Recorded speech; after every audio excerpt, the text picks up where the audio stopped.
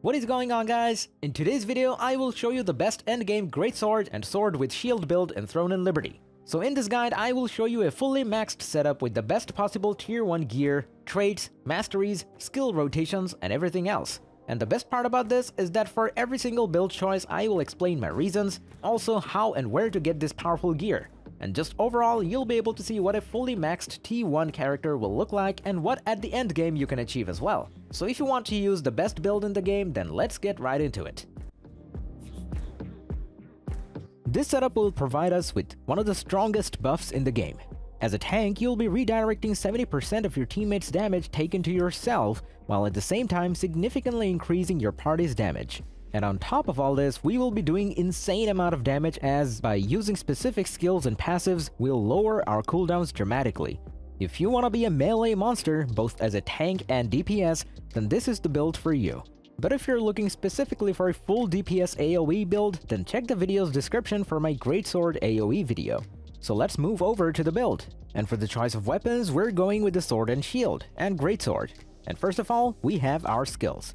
So for defensive skills, we use the shield survival technique, while for active skills we get Gaia Crash, Shield Strike, Valiant Brawl, Guillotine Blade, Da Vinci's Courage, Blood Devotion, Provoking Roar, Counter Barrier, Chain Hook, Stalwart Bastion, Strategic Rush, and Will Breaker. As you can see from the gameplay, I don't have all these same skill icons on my bar. It is because the skills icon will change depending on our specialization setup. So Shield Strike will turn into Piercing Strike, then Valiant Brawl will turn into Cruel Smite, and Blood Devotion will turn into Devoted Sanctuary. And then for passive skills, we get Robust Constitution, Vital Force, Indomitable Armor, Resilient Mind, Spectrum of Agony, Aegis Shield, Impenetrable, and Victor's Morale.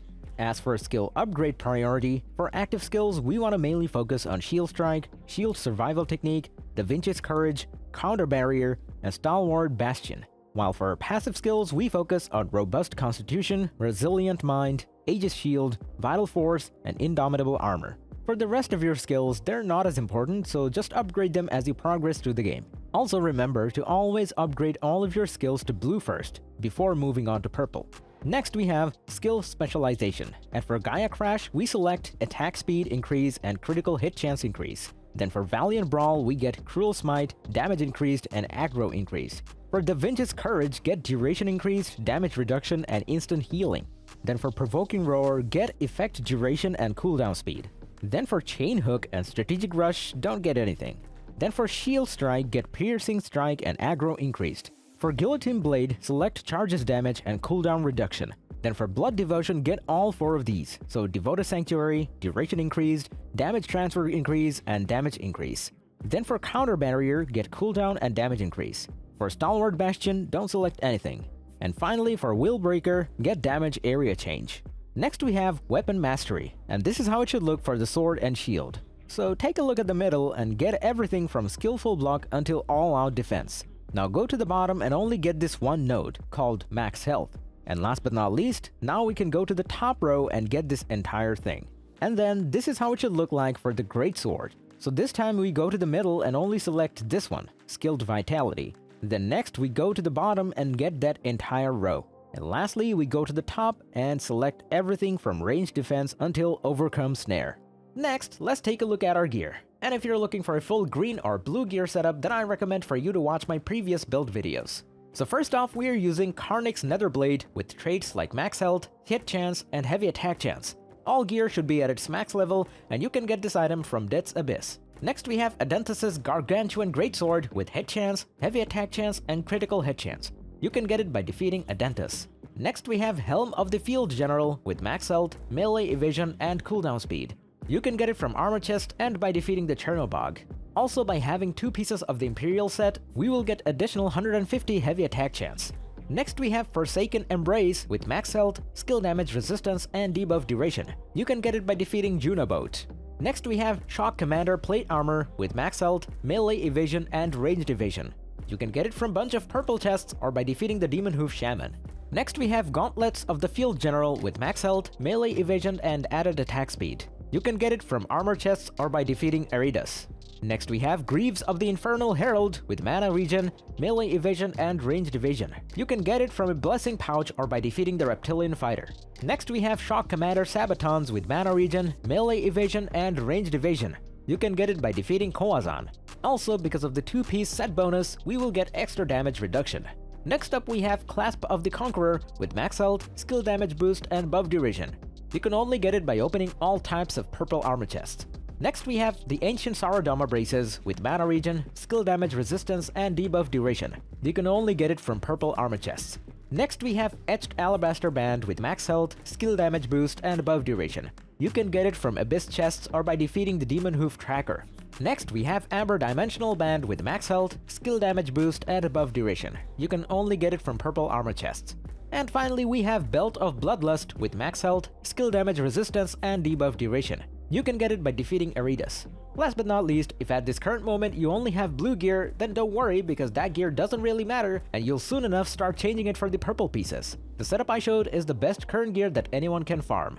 But no matter what gear you choose, this build will still work fine. But this setup is just an example of what the best of the best items will look like. Next up, let's take a look at our gear upgrades. This game doesn't have a very typical gear progression. By this I mean you'll have to upgrade pretty much anything you get. So we go from gray to green to blue and finally purple. No matter at which stage of progression you're watching this video, just keep upgrading your equipment to their max level. And then when you get better gear, just transfer the experience from the old one to the new one. As for my gear recommendations, when you reach level 50, just farm accessible gear by doing open world dungeons. Also, you want to extract traits from Gear for Lucent. On top of that, you'll need to turn important purple gear acquired from co-op dungeons into lithographs and then sell them on the auction house. Last but not least, for your traits, just prioritize the ones that give you the highest damage. Next up we have the stats, and depending on your gear, you should adjust them accordingly. The goal for your endgame build is to reach 70 strength, 30 dexterity, and 40 perception. All of these milestones will give us extremely high survivability and damage. Next we have our Guardian choice, and this creature is a special transformation that can add offensive or defensive buffs to your character for 30 seconds. And for our build, we have two best choices. The first one is the Lady Knight Camarcia. This Guardian is useful while you learn new dungeons. It helps in dangerous situations as an emergency button to survive mechanics that deal significant amount of damage. The other option is the Shade Revenant Steno. This Guardian launches projectiles every second that can crit and heavy attack. This is pretty much the highest DPS Guardian, so if you're lacking in that department, then he's the right guy for you. And now finally, we have come to the gameplay. As this setup is versatile, so I'll give you 3 different rotations for 3 different objectives. So first off, we have the opening rotation. And at the beginning of every fight, you want to start by activating Da Vinci's Courage, then use Piercing Strike, Devoted Sanctuary, Provoking Roar, Willbreaker, Gaia Crash, Guillotine Blade, Piercing Strike again, and then finish it off with Cruel Smite.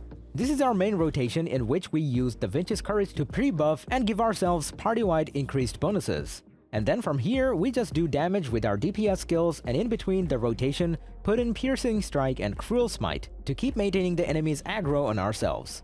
Next we have Single Target Burst rotation, and in this one we started by using Gaia Crash, Guillotine Blade, Piercing Strike, and then finish it off with Cruel Smite.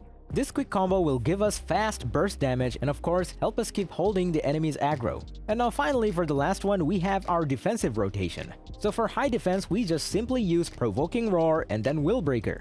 These 2 skills will come off cooldown at the same time, so use them both at the same time to gain the most value out of their buffs. Just don't forget that if you ever lose the boss's aggro, then immediately use it again. Also, certain bosses have monsters that you need to kill. As a tank, you must stay in melee range, as most bosses do a party-wide AoE when their target is not within melee range. Also, you can use Chain Hook to group up weaker enemies while staying in melee range, which also maxes out the boss's aggression, forcing the boss to attack you, and that's about it. So, if you enjoyed this video, click like, subscribe, and comment. If you're interested in more content, check out my channel, and I'll see you in the next one. So take it easy, peace!